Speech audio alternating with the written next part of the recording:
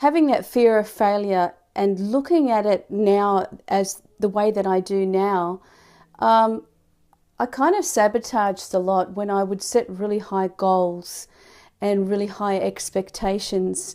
So, of course, I would come crashing down, and that would emphasize to me, see, you can't succeed. See, you don't help enough people.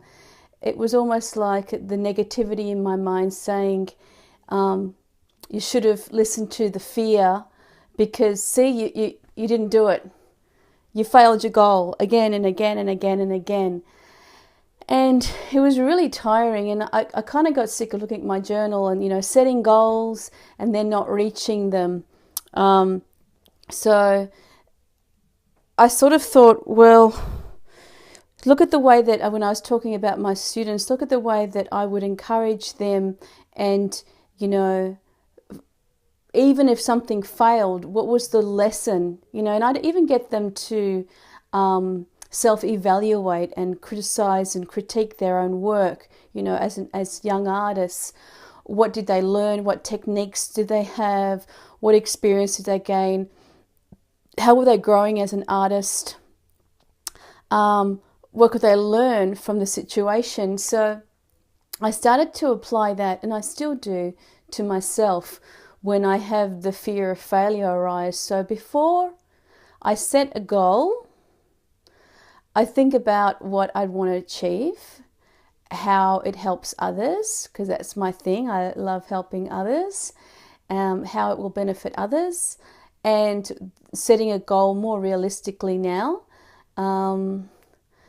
I used to set money goals. I don't do that anymore. I set more goals that will help me to get closer to the things that I really want to do. Like one of my goals, long-term goals, is to buy my own retreat center so that I can do these classes or workshops or help others on a more intimate level, face-to-face.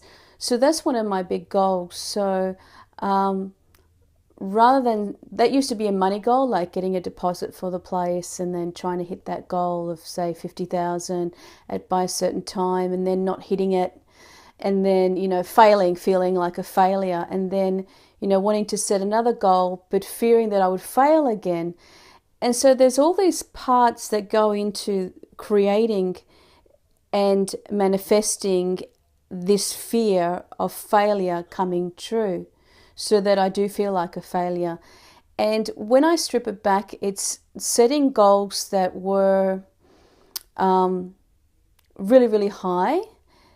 They were also setting goals that didn't have anything for me to learn. So when I changed and reduced my fear of failure, I set goals rather than around money, about what I wanted to achieve and how I wanted to help others. That's the first thing. The second thing I did was I added things that I wanted to learn, how I would develop as a coach, as a teacher, as a mentor. What are the lessons that would help me? What part of my own journey I could learn from in terms of my own personal development. So it wasn't so much anymore about the big money goal, but more about a more holistic, all-rounded goal that didn't include failure. It ended up not including failure because I was learning something. And that's the net, the safety net that reduces fear of failure that I wanted to share with you today. If you want to take one little nugget today, here it is. Fear of failure is reduced when you're setting goals that are about creating more learning, going on a learning curve for yourself, whatever that may be. Because when you open yourself up to learn, you don't fail. You don't. What is it that you want to learn? You might have written something down. I want to learn how to serve others. I may have put out a course, for example, a workshop, and nobody joined up, and that has happened to me. But I learned how to tweak the course so that I had others, join the course afterwards. So I still created the course, and I learned how to create a better course, so to speak. So that's an example of how I achieved reducing the fear of failure. So here are some questions that you can ask yourself. What did I learn from this situation? How can I grow as a person from this experience? What is the most positive thing in this situation? So there's got to be something positive that comes out of that. I just saw this a picture of my great grandfather, who I've never met, but when it comes to fear, I can call on him as a protector. So when sometimes I don't know where my business is going to go and what direction, and there is a fear of not having enough money, I call on my ancestors to protect me and help me. So I'm just saying that in case anybody needs to hear it. He's just popped into my mind. I can see him in the reflection there. So I thought I'd just mention that sometimes in terms of business goals, and I know some of you who watch this are creating your own businesses, you can use your ancestors to help you when you're out of your comfort zone, but you've got to go there. When you got to go out and find new clients, that sort of thing.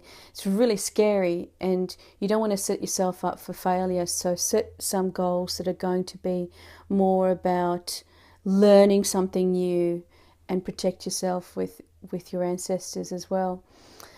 So another thing that I wanted to share today, and the transmission hasn't cut off yet, so that's great. Another thing I wanted to share today is the fear is inside our bodies somewhere along the line, some conditioning, whether it was one small comment or continuously drilled into us. Someone told us along the way, and it could have been a teacher, a kid at school, another child, a sibling, your parents, grandparents, brother or sister, that we weren't good enough, that we were unsuccessful, that they ridiculed us and we felt like a failure.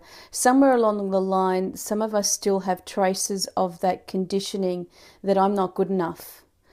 And I have that still, that I work with. And I'm going to share now a way that you can reduce your fear of failure, by understanding where that fear is in your body.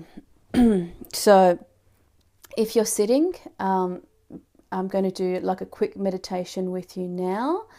And if you are in a place where you can't meditate right now and you're watching this somewhere at work or in the car, then maybe you can come back to this video as well. So it's just a quick 2-minute meditation. And what you do is you close your eyes, sitting up nice and straight, and shoulders are down and a little bit back. Imagining you have a string along your spine that runs all the way to the ceiling, up nice and high. The tip of your tongue sits at the roof of your mouth, and the jaw is slightly tucked in. And this aligns your back so that you can be more in tune with your chakras as well. And you're breathing in through your nose and breathing out very slowly through your mouth.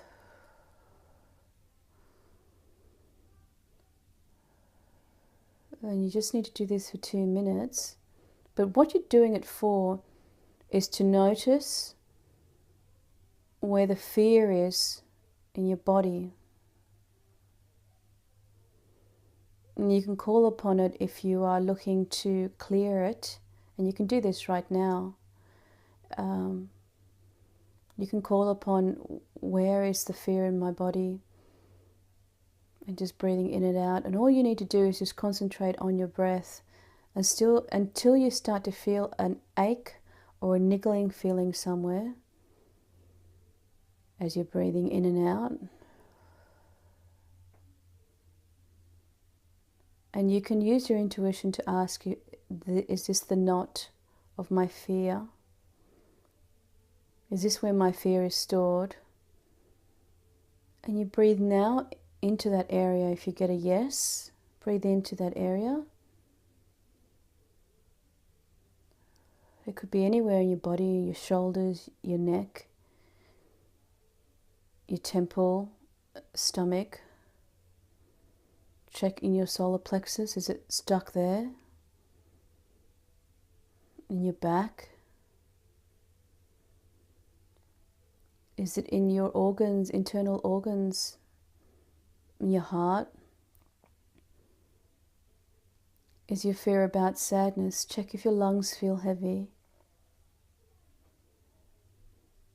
Don't create it, just breathe it in and out and just look, notice it. Notice where the fear is stored. Is it in your ovaries? Breathe into it. And you can set a timer just for 2 minutes. It doesn't take very long at all. And if you do find it, be grateful and thank Spirit or the guards and protectors for showing you where your fear is stored, so that when you notice the fear in your body, you can breathe into it. And it's difficult to do when you're first doing this because you're thinking so many things, right? But as you practice, you'll learn to contact where the fear is stored in your body much quicker.